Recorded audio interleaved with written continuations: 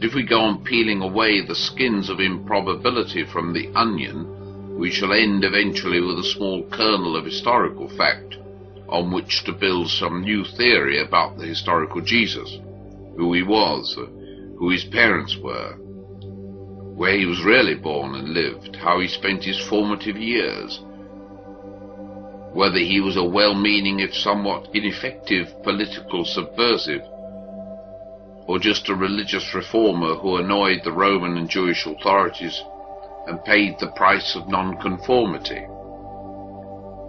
It's all been done before, and there never seems to be a year that passes without the publication of some fresh, fanciful reconstruction of Jesus' life and death. That kind of speculative exercise may be commercially profitable, but it's of no real consequence.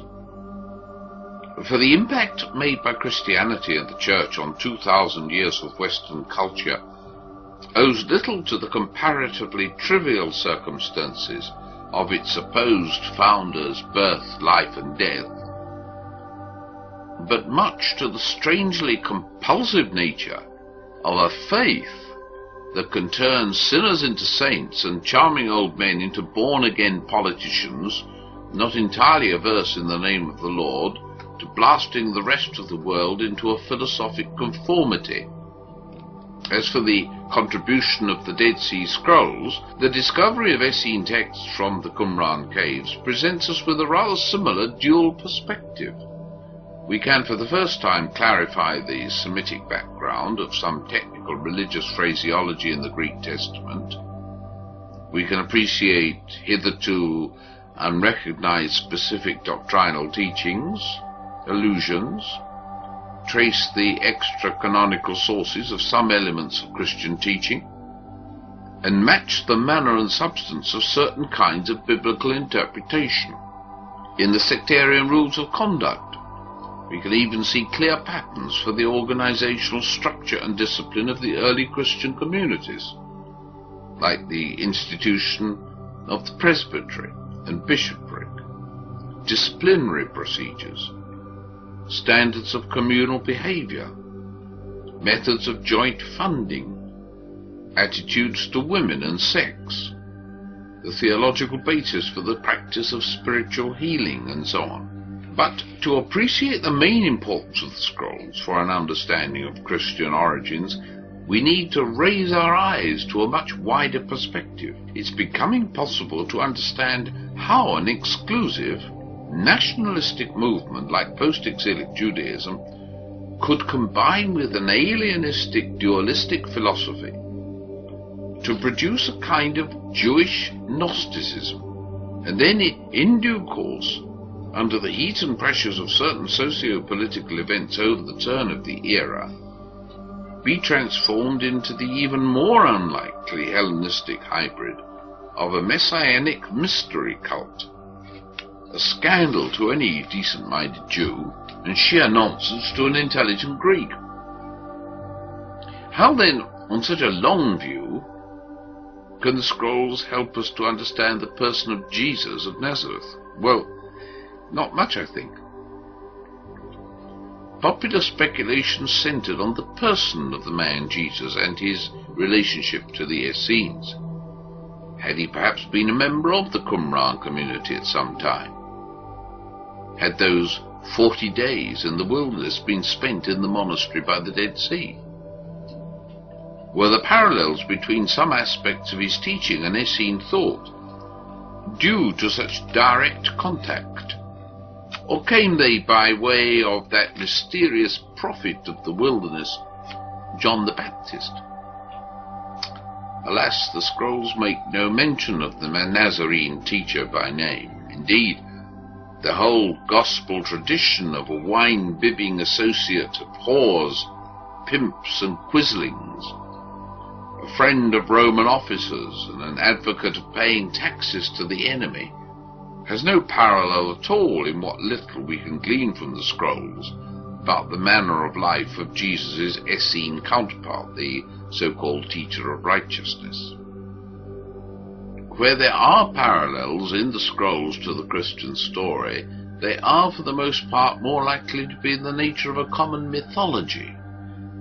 Even if there was a sectarian Jewish teacher living in Palestine during the first part of the 1st century called Joshua or Jesus, he had nothing at all to do with the crucified Christos of Paul's theology, thus had no part to play in the formation of that distinctive amalgam of faiths that eventually swept the world.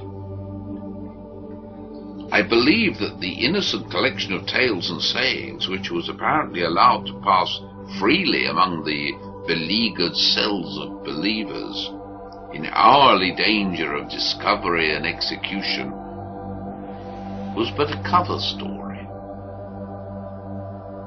From that highly improbable account of a gentle rabbi, friend of little children, Roman tax collectors, and ladies with gynecological problems, could be distilled by skilled interpreters, well versed in the art of rabbinic exegesis, as well as the abracadabra of Gnostic mysticism. Secret passwords and sayings, the formulae for medicaments and hallucinatory drugs, the therapia in practice and prescription, which had earned them their reputation and name of Asaya, Essenes, physicians. Similarly, the inner councils of the church were aware of secret writings which were not to be promulgated even among the faithful. As the 2nd century church father Clement of Alexandria said in a letter recently recognized and published by Professor Morton Smith, not everything that is true needs necessarily to be divulged to all men.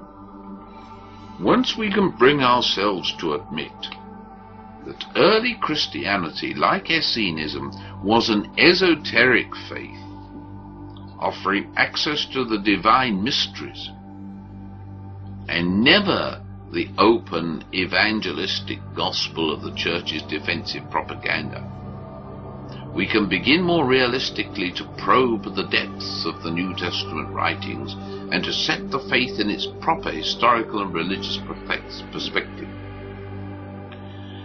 As far as the gospel narratives of Jesus are concerned, we can free ourselves forever from the need to lay bare a reality on which to base a more historically convincing portrait of a 1st century teacher who in 3 short years was supposed to have founded a new religion, or so transformed an existing messianic faith that it could become almost immediately acceptable to a Gentile world.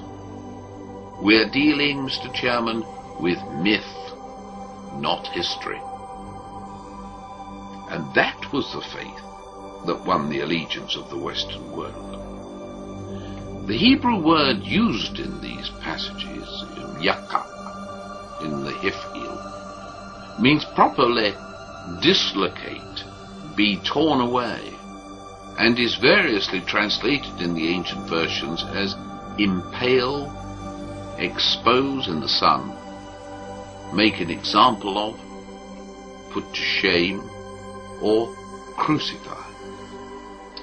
We can see a clear line of theological speculation which transformed an exclusive Jewish sectarianism into a Hellenistic mystery religion which could attract the allegiance of all men, Jew or Gentile, bond or free. But the kind of Christianity we arrive at is that not of a faith, but to that Gnostic heresy whose essential individualism was so abhorred by the so-called Great Church, and which became the target of a persecution no less ruthless than that of the movement's first political and religious enemies.